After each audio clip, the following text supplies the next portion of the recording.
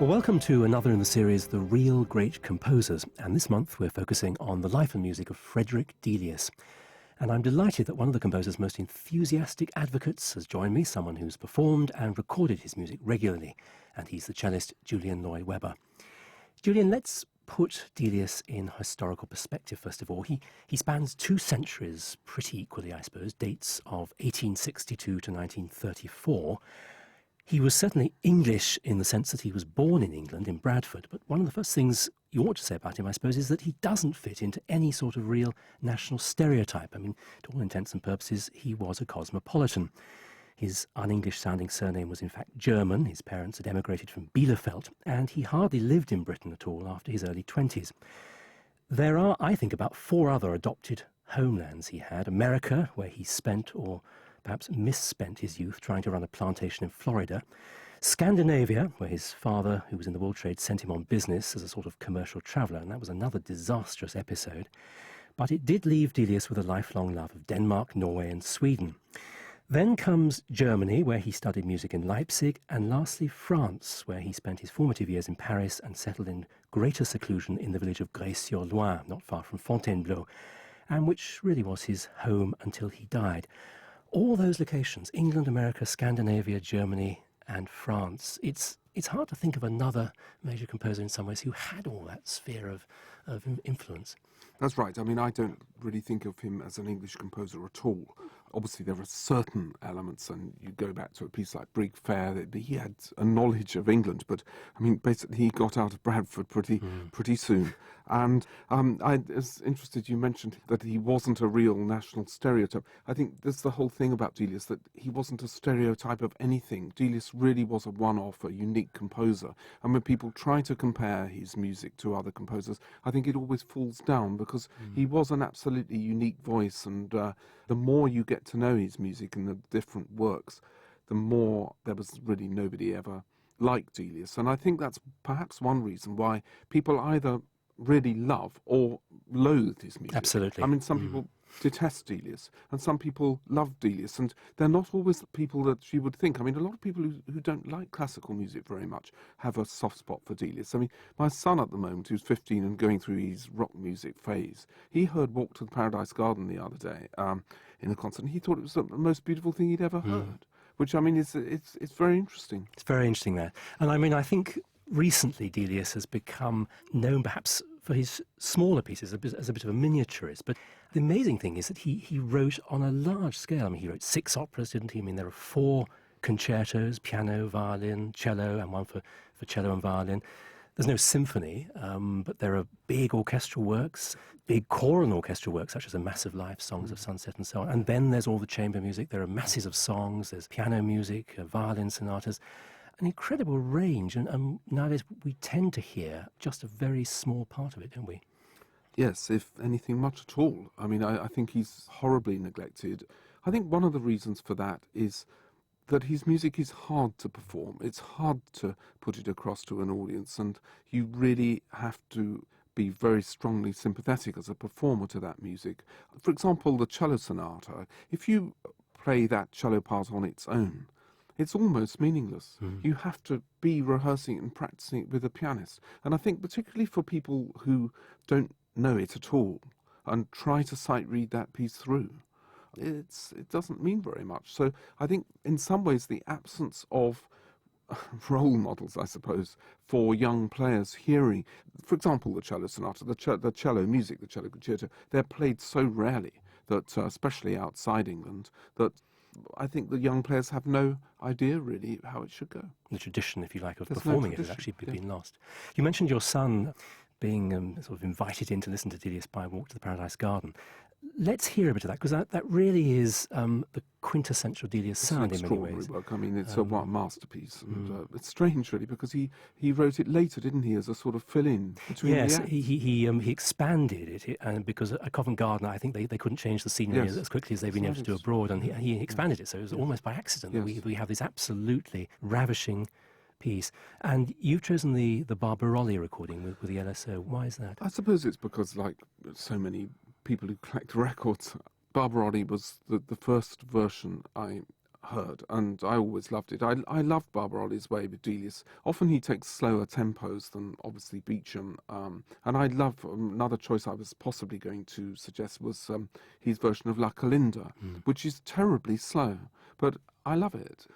I mean, he is sentimental, but he's sentimental in a convincing way. He obviously loves the music, and that's the key thing with Delius, I think. He knows the lines, he knows where he wants to go, and maybe he goes there much slower than Beecham and many other interpreters, but he's convincing because he's convinced himself.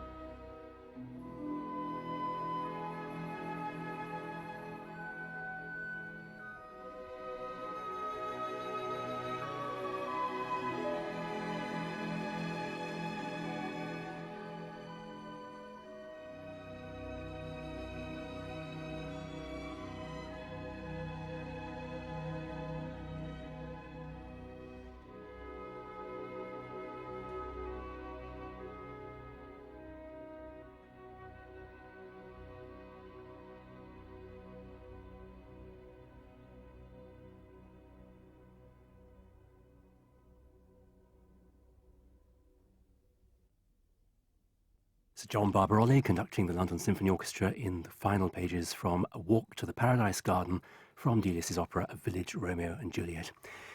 Julian, just for sheer beauty of sound, I mean, that is absolutely ravishing music, isn't it? It's a gorgeous piece of music. I have this theory that Delius is actually far more popular with the public and with audiences than with musicians themselves. Yeah. And there's a fascinating book that came out called Desert Island Lists, which was back in the old Roy Plumley days of Desert Island Lists, where they had all the choices of every castaway that had been on. What I noticed immediately with the book was how many people had chosen Delius. It was fascinating because that sort of ratio is absolutely not reflected in the concert hall, and even at that point it wasn't. So I do have this theory, and I think, of course, so much of the music fades away like that and ends quietly. Do conductors like that? You know? Yes. That's what you were saying also about the lines not necessarily making sense on their own. I mean, I've talked to orchestral musicians who can't be getting on with Delius. No, lots, especially for the strings. There's lots of very slow, masses of bars rest when instruments don't play at all, and all they're doing is counting. It's not easy. No. The whole thing has to blend together, and it's the same, with the sonata, all the orchestral pieces. But just coming back to that point of fading away, the cello concerto is particularly like that, a long ending where it's just it's so unlike any virtuosic concerto. But yet, on the other hand, it's actually very difficult to play. It doesn't sound that hard, but it's not easily written for the cello. And in fact, the original version was revised by Herbert Withers with Delius's approval, and that's the one everybody plays now, because what he actually wrote at first was almost unplayable.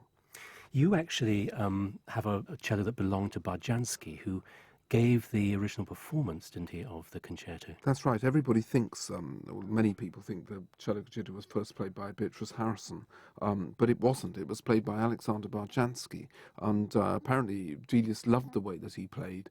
He was a very fiery player, and there's a story in Eric Femby's book about Barjansky coming to Gray to rehearse, and it's a very vivid tale. I think it was the first time Femby actually played to Delius, and The remarkable thing was I had really been playing the cello concerto quite a lot, played it at the proms, had recorded it.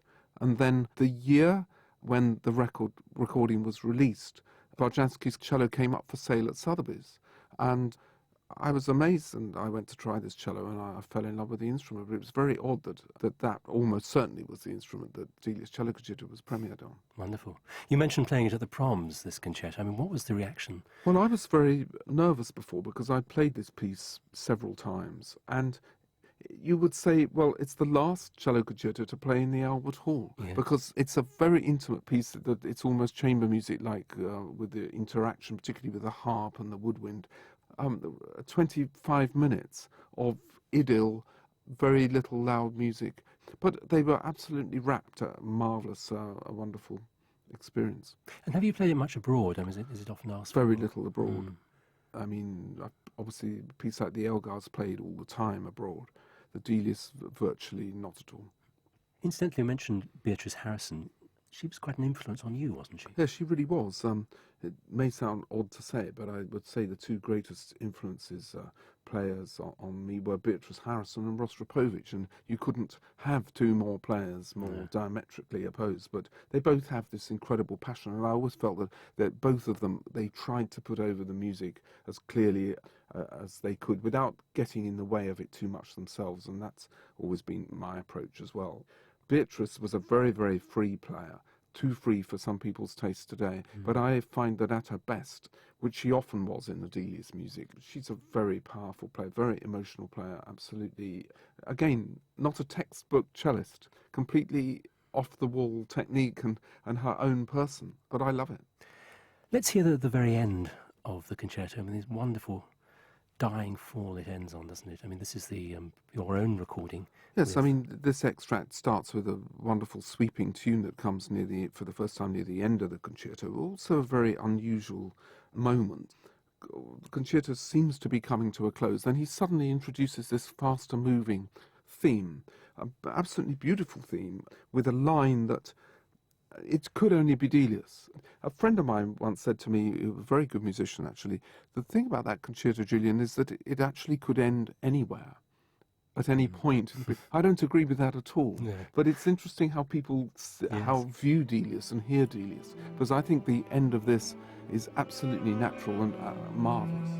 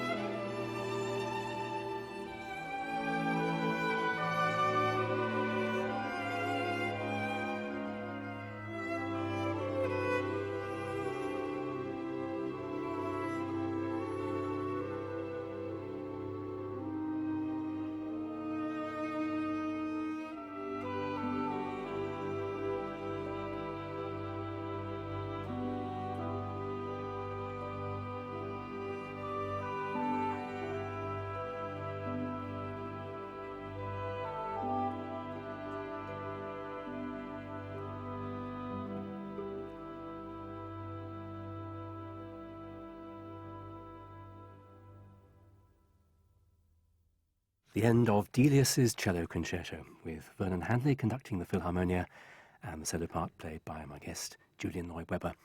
Julian, that is such an unconventional ending, isn't it, to a concerto? You don't get a sort of great big flurry of notes at the end. I don't think you'd be taught that's the way to do it at music college.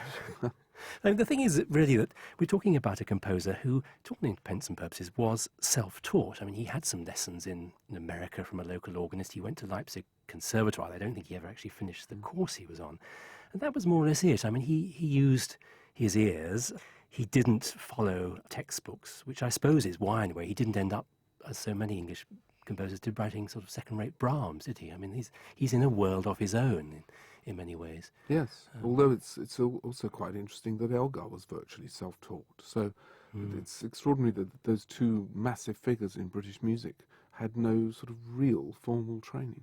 And I think that's why, perhaps from the outside, it sometimes seems as if Delius's music is a bit amorphous. I mean, I often hear detractors saying, "Oh, it's formless, it meanders." I mean, I don't believe that, because if you actually study the music, there's an awful lot of structure to it.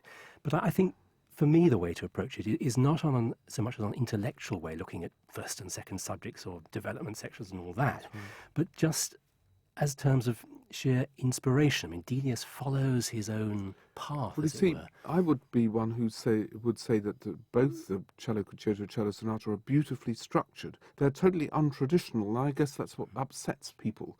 There's no other comparison point, but in his own terms of his own music, it's uniquely structured, and it couldn't really be any different. But of course, that's not what people are used to, and that's where you come back to this thing that either you love the music or you can't bear it.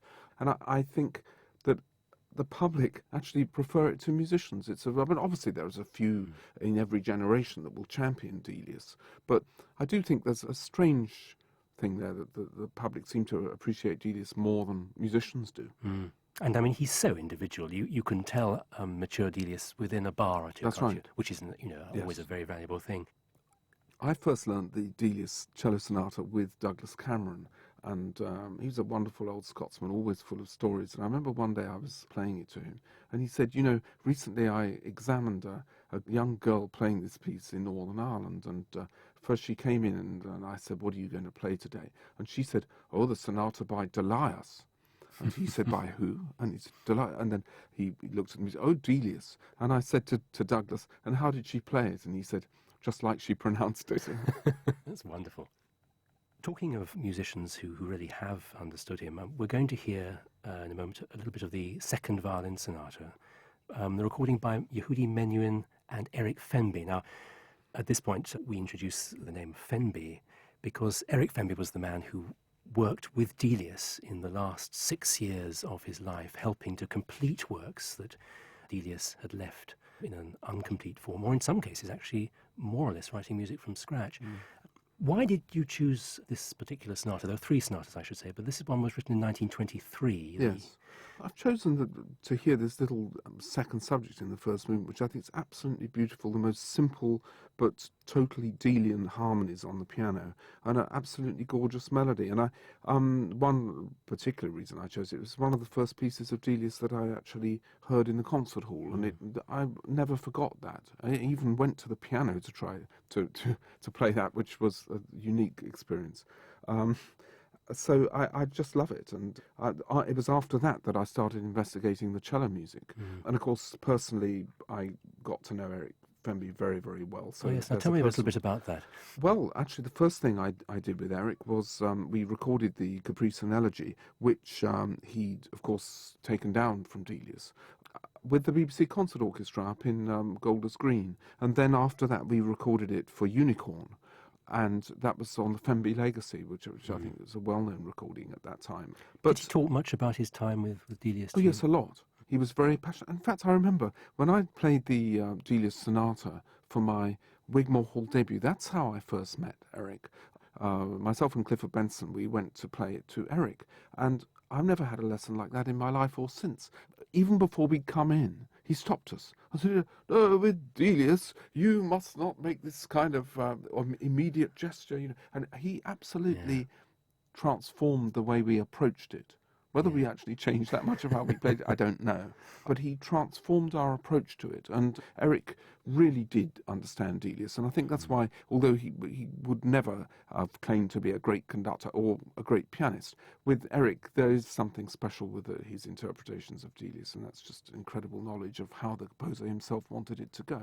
I mean, the other reason I chose this is, of course, that I did work also very closely with Menu. And so, I couldn't really resist this one.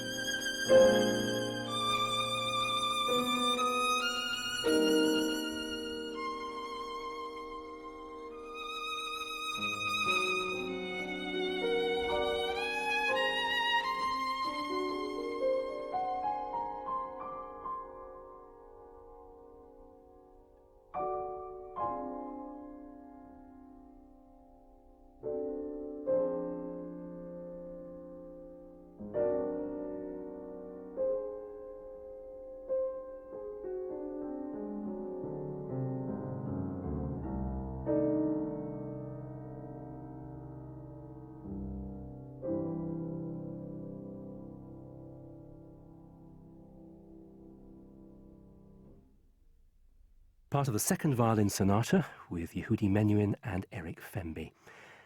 That sonata was completed in 1923, rather a crucial year for Delius.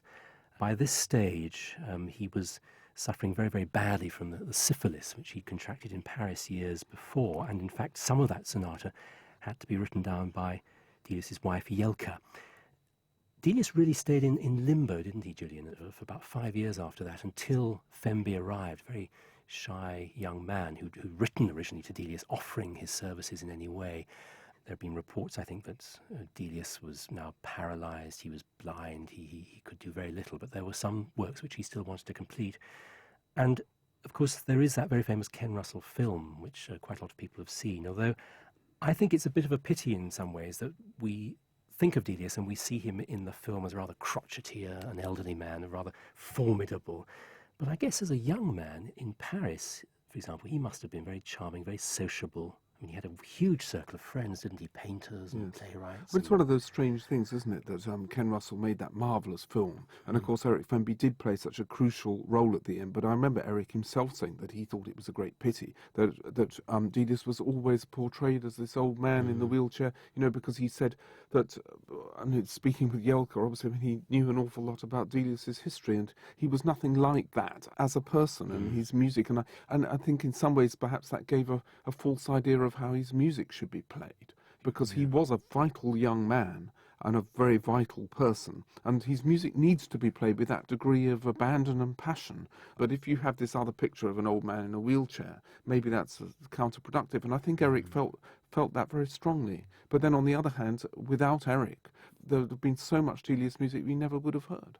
Yes, it's very interesting. I think you use the word passion because for me that is also another key to it. I mean, I think too many people tend to approach Delius as being, oh, it's all rather fey and a bit wishy-washy and nature music. Absolutely right. And you really need, I mean, it is this thing about the ebb and flow Yes. of it and making it work off the page, That's really. right, and it can only be an instinctive thing. It's not something you can teach, just like his music isn't something you can teach. Either you do have a feel for Delius or you don't. And he really is unique like that. But people can confuse speed and climaxes with passion. Some of his chords and things are just extraordinarily intense, and you have to know that that's the important chord to go for. I mean, there's a moment in this elegy coming up for cello, which is one of the pieces that Eric took down, about a minute in, but there's this extraordinary chord where the oboe is on top, and I mean, it's just any textbook, you'd have to tear that up. Mm. I mean, if you go into one of the sort of big record shops in London, I mean, there are racks and racks of Delius recordings. I mean, virtually everything that he wrote, more or less, has been recorded at some stage or another. And yet, he's not performed all that much these days. You know, I think partly Why that is because the music is actually so difficult to put together. I mean, I remember many times when I was playing the concerto how incredibly upset I was at the first rehearsal because it was always chaotic. I mean, the cello has a lot of work together with the harp. The harp is always at the back. You can't hear each other. The woodwind don't know the piece. They come in wrong. The strings are bored because they're long. It's a quite soul-destroying experience when you have in your head how this piece should go. And unless you've got a conductor who's absolutely 100% behind the music, it's really, it's quite a soul-destroying experience. And also, I mean, Delius, let's face it, is quite profligate in these huge orchestras he demands. I mean, the masses of players. And very often, if you look at the scores, the actual notes, the fourth horn is playing. That's right. So it sits there for hours and hours counting bars, and that can be quite disconcerting. Right. But for as far as players. I'm concerned, it's all worth it at the end. I mean, do you think that this sort of younger generation of conductors will take Delius up more than they have at the moment? I think Delius is one of those composers that there's always going to be one or two people who will want to play his music, and it'll be a complete surprise that somebody totally unexpected, maybe like this young guy Dudamel, maybe he'll suddenly come out saying, I adore this composer. Who knows? I mean, Roszczewski used to do a lot of Delius, and there's somebody who you would just not imagine that would happen. So I think there always will be people who will do Delius. I just wish there were a few more of them. Yes, yeah. We're going to hear this elegy, which is for cello and small orchestra, commissioned in 1930 by the cellist Beatrice Harrison. And as you said, it was actually dictated to Femby, more or less, I believe, from scratch. I mean, there were some sketches, some fragments, but this was one of the pieces which they originated working together. You have actually recorded this with Eric Femby, but you've chosen the recording with Sir Neville Marriner. Why this one?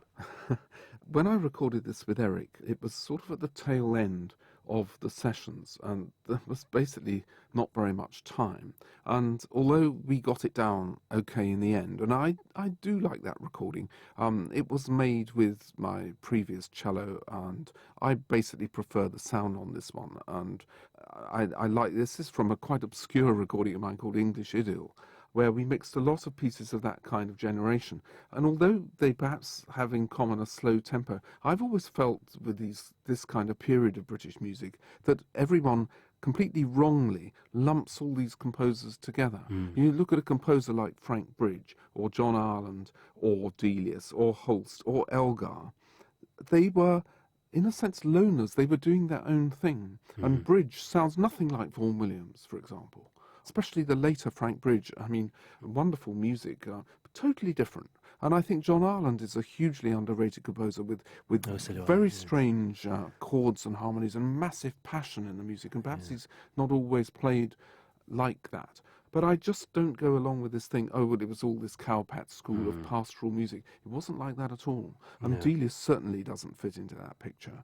There's real passion in so much of this music we were saying earlier. I mean, there really is. If you play it like that, it's if you play it works. like that. And I think that we mustn't lose that tradition. That tradition must be passed down. Otherwise, when you just see his markings on the printed page were not very good, or very professional in a way that perhaps because there's so much ebb and flow in that music, it's almost impossible to mark it. Either you feel it as a musician or you don't. And there are recordings of, and Beecham is always there as an example of basically how to phrase Delius. And so I don't think that will be lost. But I think we do urgently need some new interpreters of his music, people who love it and play it convincingly.